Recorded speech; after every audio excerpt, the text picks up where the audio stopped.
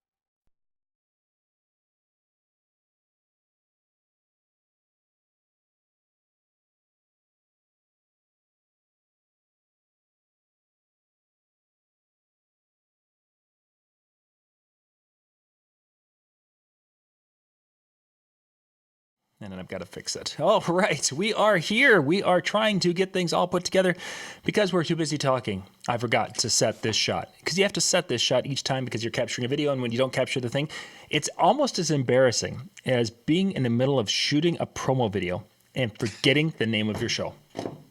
You know, the worst part of that is when your show has your name in it, you know? I mean, Tuesday night with Ben Stowe, and I'm like, what's the name of my, oh yeah, that's the name of my show. You know, and we just started this show like last week too.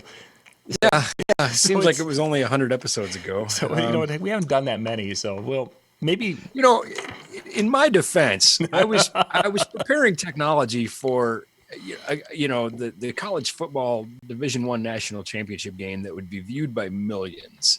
So in my defense, I wasn't really thinking about myself. My mind was preoccupied, and I'm sort of like the absent-minded professor or something. I don't know. You know, it was good humor.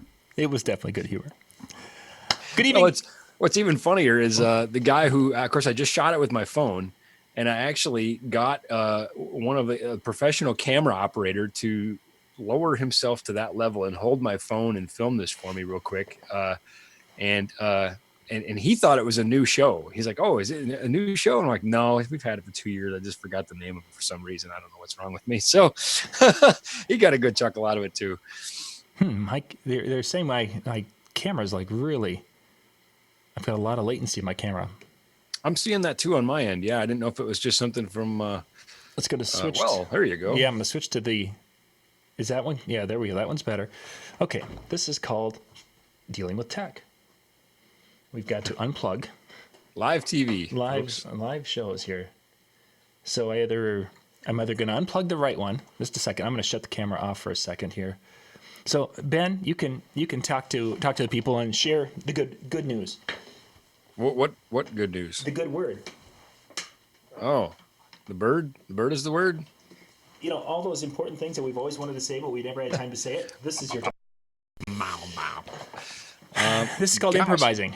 You know, you put me on a spot like this, I could forget the name of my show again, you know? It's under pressure like this, pressure that the pressure of making wireless technology work for millions of viewers, nothing. Piece of cake. The pressure of remembering the name of my show in a video shot, crushing more than I could bear. So yeah, for some reason my video is just it's not connecting properly. So now you're on the other camera. Yeah, I'm going to go to FaceTime camera, and it'll be a little washed out because I can't. Well, you know what? I bet you I can. And this is part of live shows, gang. The vampired version of John. Yeah, precisely. Well, but I can fix this. I bet. Well, we were wondering what we were going to do for a topic tonight, so I think we could just probably kill 25 minutes of switching between cameras.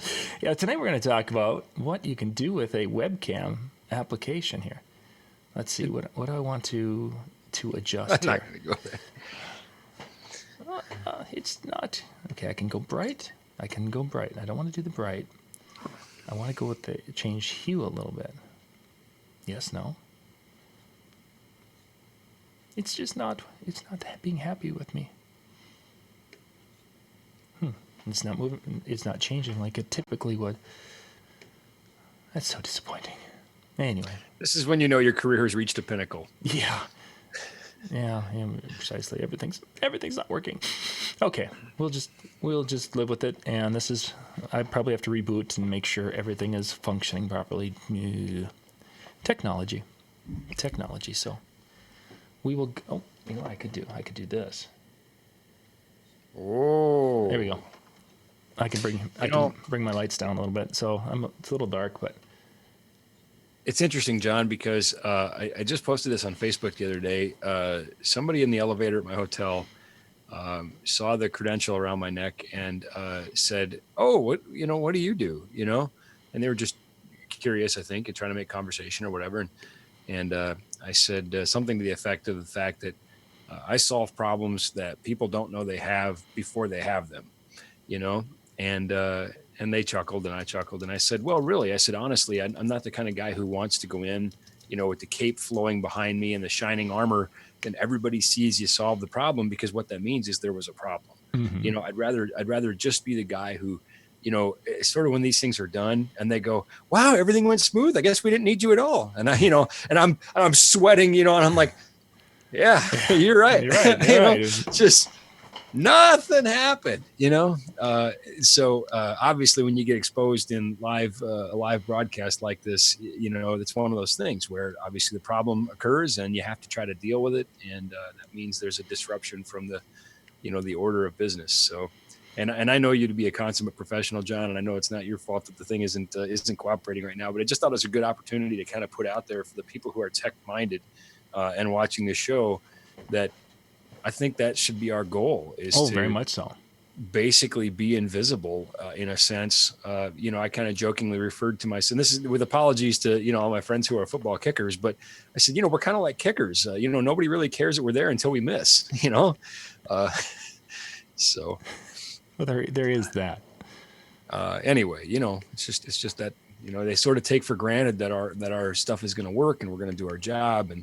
And then they don't, really understand or appreciate necessarily what we did, and I'm okay with that. It's not it's not the job you want if you're looking for credit. You know what I mean? And I think when it comes to a wedding DJ, that's a great lesson to take away, is that as a wedding DJ, there's a lot of times that we will see problems or have connection with a problem that could be arising. And the idea for what we do is we have to deal with that problem. And if it's something that, no one needs to know beyond us that this problem arose in many cases.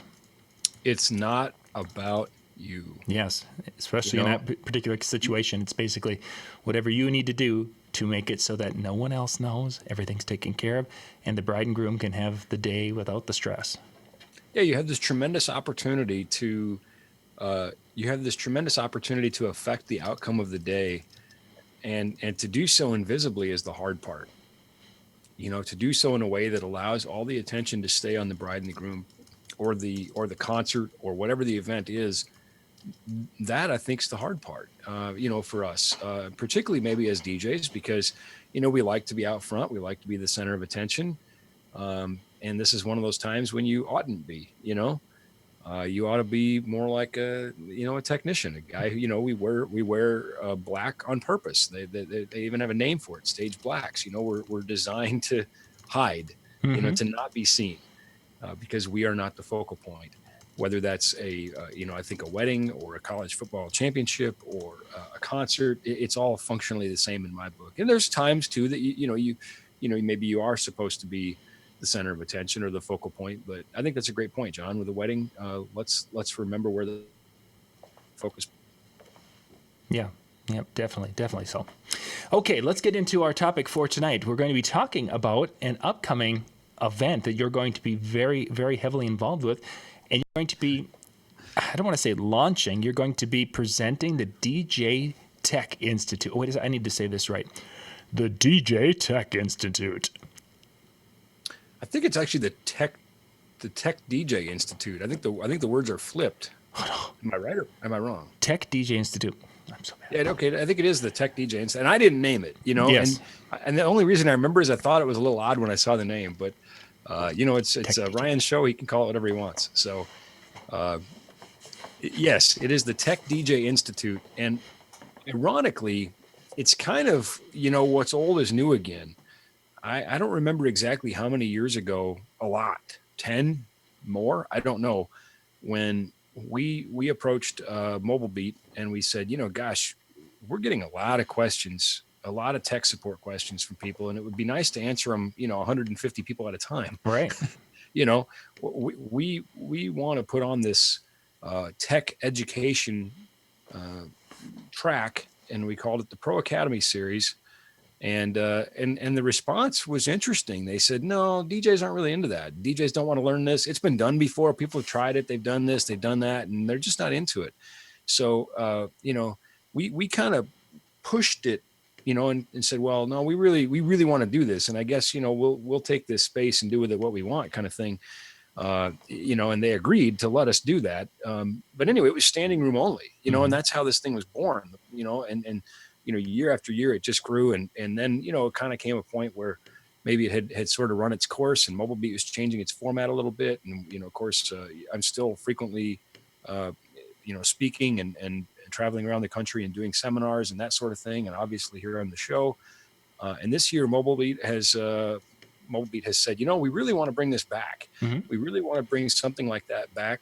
And so what I'm doing is 8 seminars. And 8 90-minute seminars. That's an awful lot of presenting. I'm going to be run pretty ragged, but obviously I'm excited to do it for the DJs. So 8 90-minute seminars on sound and lighting, and what they will be is there will be a sort of more of a basic and then more of an advanced for each sound and lighting. So it's really 4 different seminars repeated, so you'll have a chance to catch it maybe 2 different, one time or the other time. So it'll basically be doing like the seminars on Tuesday and then coming back and doing the same seminars on Wednesday, or was that the plan? I think so. And I think it's spread out over a couple of days. And I don't recall the schedule. I was just looking for that, and I'm not seeing the actual schedule where it would say, because I thought I saw one up, but I'm not finding it. It might not be firmed up yet, but basically it'll be like this. There'll be, and this isn't really what they are. I'm just going to use this as a sort of a descriptive term, but let's say there's a lighting 101 and a lighting 201, and then an audio 101 and an audio 201. And you'll have 2 opportunities to catch each of those because class size is limited to only 50 people. We want to keep it a lot more intimate. A couple of years ago, I was a presenter on the main stage at Mobile Beat, and that's great when you got 1,500 people out there, but it's tough to deliver technical topics to 1,500 people. And if I was giving a keynote or something, well, that maybe would be more appropriate. But that here we want to really just kind of get down to it, right, and answer some of these questions and present some good information. So I'm looking at the schedule. I found it. Like I knew it was up. So Monday, the Tech Academy is going to be going from 2 to 5 in the afternoon. Then Tuesday, Wednesday, and Thursday, it goes from 9 in the morning till noon each day. So that means DJs. Ben's got to get up early each and every day. Listen carefully to me here. If you want to be the teacher's pet, and you do, I like dark roast coffee, straight black. That's it. You're going to have gallons of coffee. I'm all right with that. Hey, don't tempt me with a good time. My good friend Alan, actually one of these very first Pro Academies, that was the beginning of our beautiful friendship. And I'm not trying to get everybody to bring me stuff, but it was such a kind gesture. We took on a lot that year, and really we're running very, very long, hard hours. I think it was like 2 days before I actually ate something. because we had taken on both the exhibit and putting together this Pro Academy thing the first year that we kind of did it. And I remember Alan, who I didn't really know at the time, just coming up to the front of the room before my seminar started and handing me a Coke. And I thought, what a guy. Honestly, I mean, just what a guy, simple gesture, but it meant a lot. Obviously I still remember it 12 or 13 years later. So anyway, I don't need gallons and gallons of coffee. I was just teasing, but they're wondering about donuts with your coffee. Would you like a donut with your coffee? Absolutely. Bavarian cream, since you asked,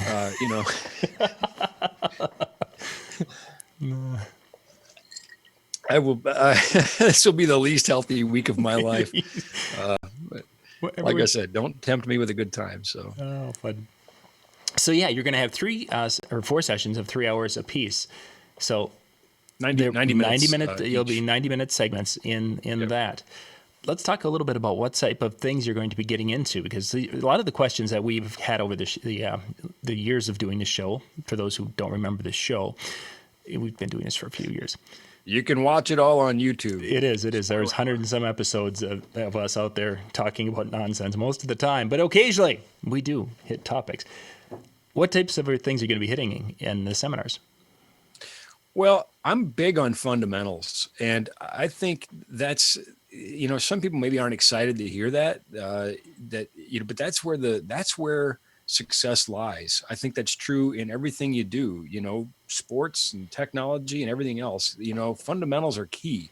So not to say that we won't cover some, maybe non-fundamental exciting things, but we're going to spend a lot of time, particularly in the 101s, just getting into the brass tacks of, dare I say, the physics of what we do. But obviously, I'm fairly adept at presenting at this point in my career, and going to try to do that in a way that it really makes sense. We're not going to go up there and just fill up a whiteboard with physics equations. I'd probably fall asleep before everybody else if we did that, And not with that much black coffee in you, but that's another story. Well, that's the secret right there. So, get into the basic fundamentals of, what is sound? How does sound propagate? How does it interact with itself and with surfaces? And that leads into topics like speaker placement and, all those kinds of things. I haven't really put together the complete list. And so if there's things that people are going that really want me to touch on, feel free to send that along. And again, we're going to start with a strong foundation of fundamentals, though. So I'm not promising you're going to get exactly what you want. Because we're going to try to hit the bell curve of what I think people need to know, and based on a decade of questions. But I haven't really fleshed out the final outline of all the topics, particularly the 201, because I think that's an opportunity. And let me interrupt myself for a minute to say, I want to say this in a way that is not taken, offensively by attendees, because it's certainly not meant to be. But I think sometimes when you tell people audio 101, maybe your 101 and my 101 are different, Yeah, certainly. Some people say, well, our 101, and then they walk in and they go, holy crap, we had logarithmic formulas. Yeah, well, that is the 101 of audio. So don't be scared away from that 101, because I guarantee you, unless you're a touring engineer, there's probably something you'll still learn in the 101. And that's why fundamentals are so important. I still find myself going to seminars all the time and attending and thinking, if I could just get one thing out of this, if I could just get one little thing out of this, I'm going to be a little bit better.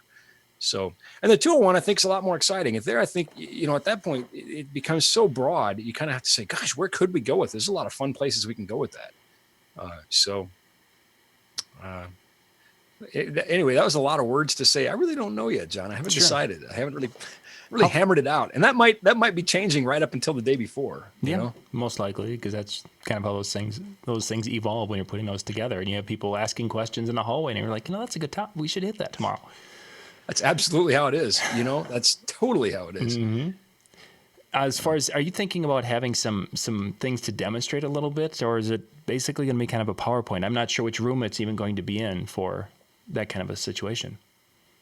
I suspect it's going to be mostly PowerPoint. The logistics of bringing things to Vegas and setting them up are going to be difficult. Obviously, I love hands-on experiential things, and I think for the more The audio symposium and the lighting symposium are great for that, where we have a lot more tangible, physical, hands-on things, but we have a lot more control of the environment. So I guess it really depends. And as I think through my topics and I think about, ways that, I love hands-on, experiential things, but at the end of the day, it has to make sense for Ryan too, where I can say, look, I need these things. They have to get shipped into Vegas. There's a cost associated with that.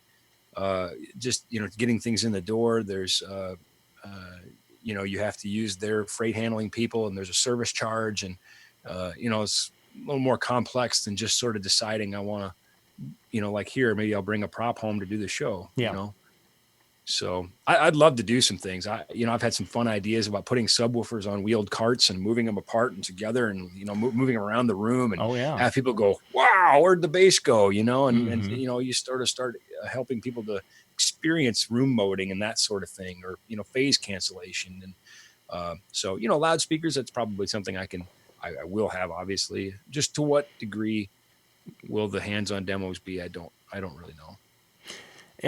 When you do presentations like this, is one of your goals to have a little Q&A time at the end, or has it really become one of those things where it's presenting, and there's not a whole lot of time for questions? No, I love Q&A. I'm a big fan of Q&A, and that's why I was so excited when this show went to a live format, where we can have that with our viewers in the chat board. So I think that's important, because that's when it becomes very real. You obviously, people who are asking a question have some situation in mind when they ask it. Rarely is it a pure hypothetical. And when you can deliver an answer that meets that situational question, they can immediately start to take that and apply it. I call them aha moments, or nuggets. So they can basically take that nugget home and go, this will stick, because I don't care who you are. I mean, unless you're, the chosen one, if you listen to some guy, babble on for 90 minutes about physics, your retention rate will not be 100%. Probably not so much. Probably not be above 50%. And that would be exceptional, So I think anything that you can do to make things stick, where people can take that away and go, I learned this, and I have now put that in my toolkit.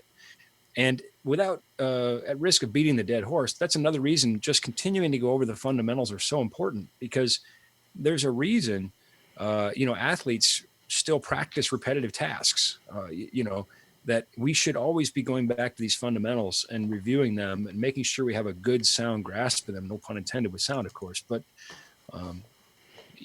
so seeing it again and again and again isn't necessarily a bad thing.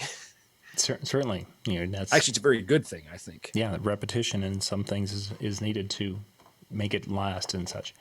Most things. Of course, the question about Mobile Beat, yes, it's going to be there. I thought I saw somewhere. Is there an additional cost for these sessions, or is this part of the Mobile Beat Pass will get you into these also? Truly, I don't know. Okay. I believe your pass gets you into these, but class size is limited.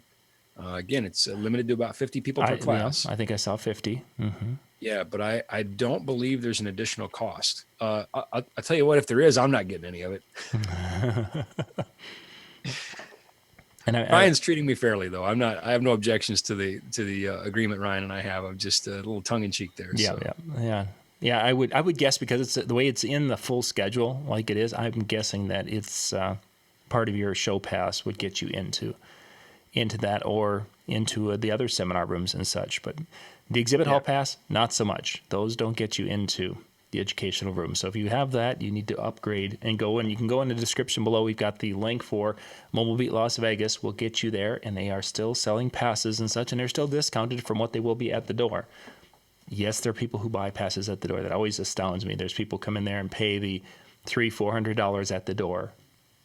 I don't want to insult anybody here, but I just don't roll that way. I'm just trying to understand, buying a plane ticket and booking a hotel and possibly getting a rental car and all those kinds of things, and then buying a pass at the door. Mm-hmm.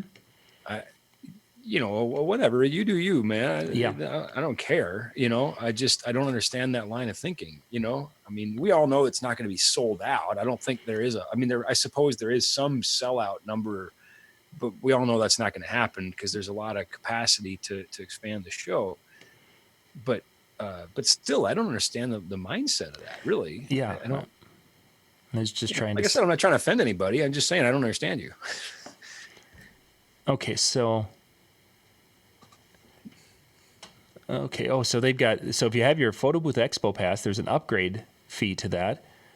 There's a full event pass that is $349.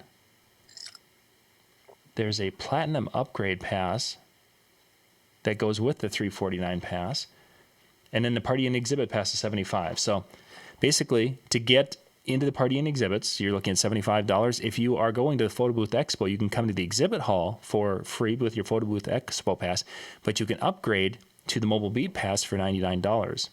Or you can buy the full pass, and it's looking like that's at $349 right now, if I'm reading everything correctly. So, and that's $50 off from the door price.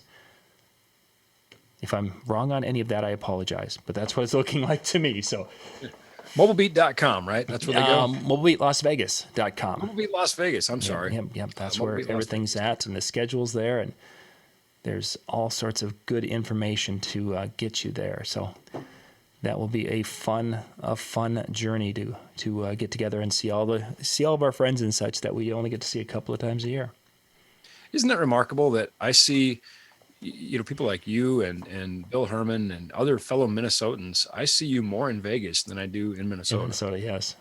That's just sort of the nature of our lives. I just saw some good friends when I was on the road that I've toured with. They're members of a band, and it was just neat to actually be in their town. Not, we weren't working. I was working on a different thing, and we all just got together and hung out. And it's just kind of a fun thing. It's sort of a really different vibe than we get along really well when we're touring, and we're all good friends. But at the end of the day, we're all there to do a job. They're there to play music, and I'm there to make sure the technology works and that sort of thing. And so it's just a different vibe. And here we were all kind of like we had no purpose. It was nice. We were to just go out and hang out and have a good time, and it was really kind of neat. Yeah. Now obviously, Vegas is similar but different. We all have a purpose, right? We're all there working. You're there, obviously, we're working with Disc Jockey News, and I'm there kind of in a dual role as a presenter for Mobile Beat, and then also I'll be. I'm sure Kat will not let me out of working our booth, so I'll be working, the NLFX display. Yeah, I noticed but, we get those moments, those rare moments where we get to just kind of let our hair down and just be friends out in Las Vegas, and go do whatever it is normal people do. Sean had asked as far as if I was going to be there. My schedule in Vegas, Lori and I land on Sunday. Monday we're spending, because we have multiple blogs, Monday we're spending covering a show for the Weekend Handyman. Then Monday evening we're going to do some photo booth things. Tuesday we're going to be doing photo booth all day. Then I'll probably connect with Ben and Brian, and we're going to try to do something from Las Vegas, hopefully, if that works out. And then Wednesday I'm planning to be at Mobile Beat for the day. There's just 3 different trade shows that we cover are all going on at the exact same time this year.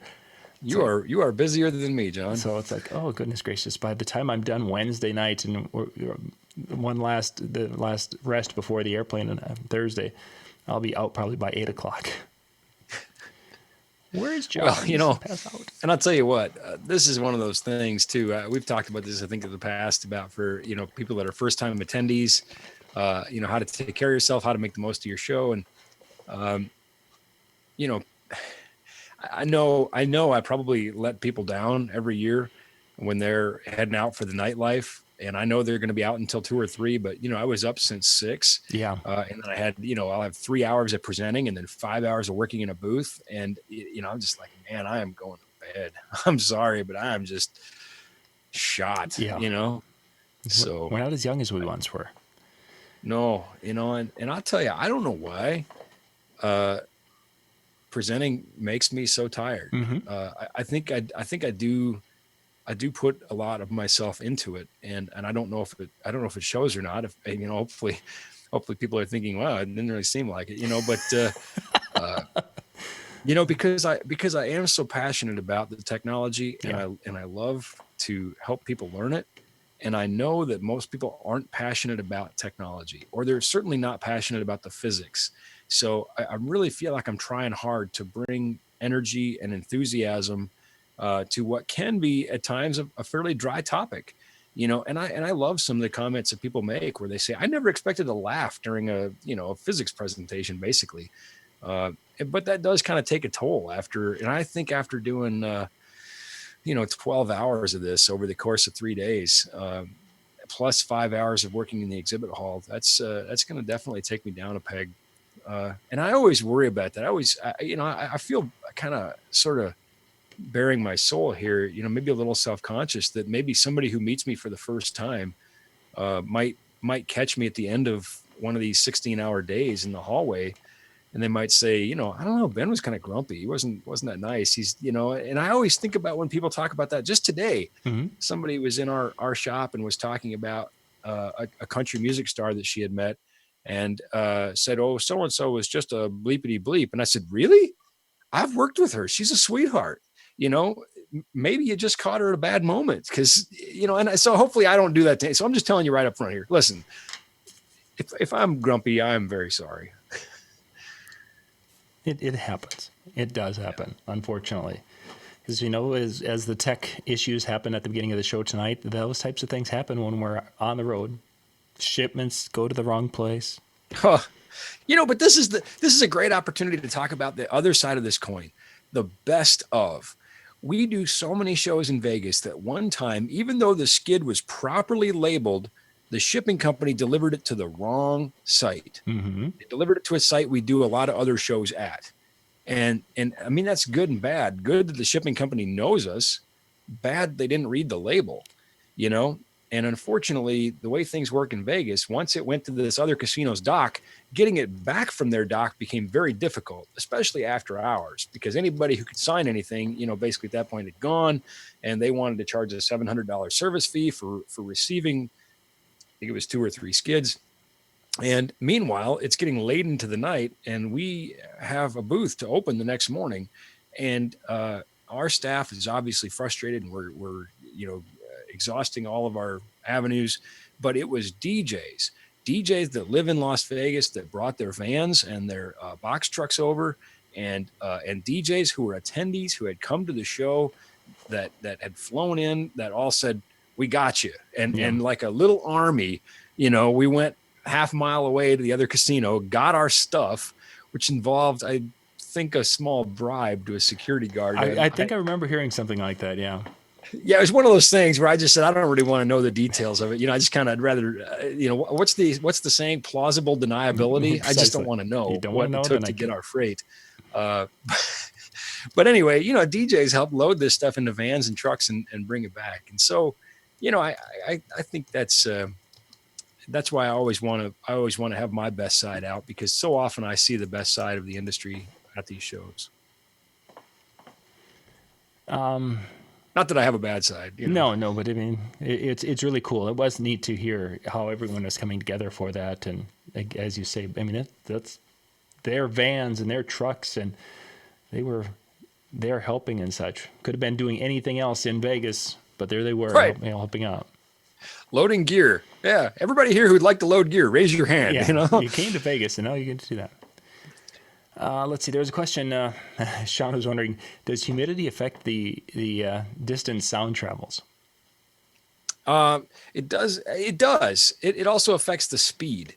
So this gets into some 201 fun physics, but I think we've mentioned on previous shows that whales communicate over hundreds of miles, maybe further. I don't know the exact numbers, so Google it. I don't know, but whales are able to propagate sound through hundreds of miles of water.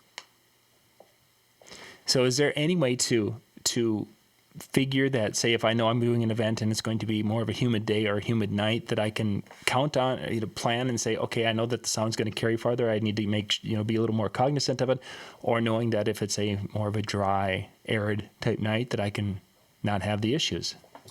It's more complicated than that because we also have things like air loss and, wind will affect, because wind is blowing the medium through which sound is traveling.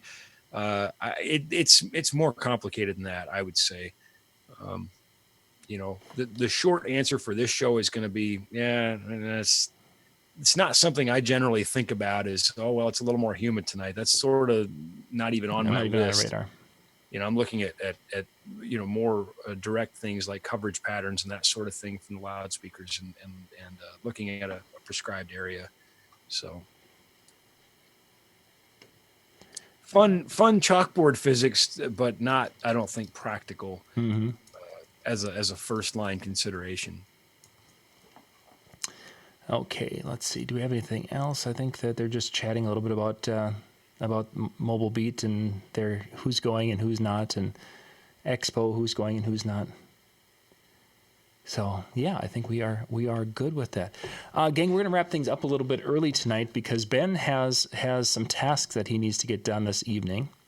He's got to. It's an interesting week. I'm home, and my wife is gone. So I'm Mr. Mom, and it's a complete role reversal where it's me and the kids, and that means meals and activities and baths and homework and all the different aspects. Homework, oh yes, yeah. Brushing of teeth and all that sort of thing. So I'm enjoying it actually. I really am, and we're having a good time, and the kids are eating well. I just want to give everybody assurances that the house is still standing. The kids are fed. It's a win-win. The house is clean. The dishes are done. The kids are fed, and I mean, so I don't know how long I can keep this up, but we're off to a good start anyway. I got pretty good kids too. Yeah, up there. That's good stuff. So thank you guys for watching tonight. The link for mobilebeatlasvegas.com, that's in the description down below. You guys can click on that and go check it out. Passes, again, are still at a discounted price. They will be full price here coming up shortly because we are not that far away. We're about 2 months away, and then we'll be in Vegas. So you're saying I should probably get to work on those topics, is what you're saying? You probably should. You probably should. We've got Brian Red and I are going to be coming back here and talking about if reviews are still a thing out in the real world or if they're going to be a thing as we move forward. So that will be our next show. That'll be coming up here at 10 o'clock Eastern, so in about 20 minutes. In the meantime, I'm going to try to figure out why my cameras aren't working. Ben, have yourself a wonderful evening with the kids, and I will see you next week. Sounds good, John. Thanks so much. Thanks, everybody. Bye-bye.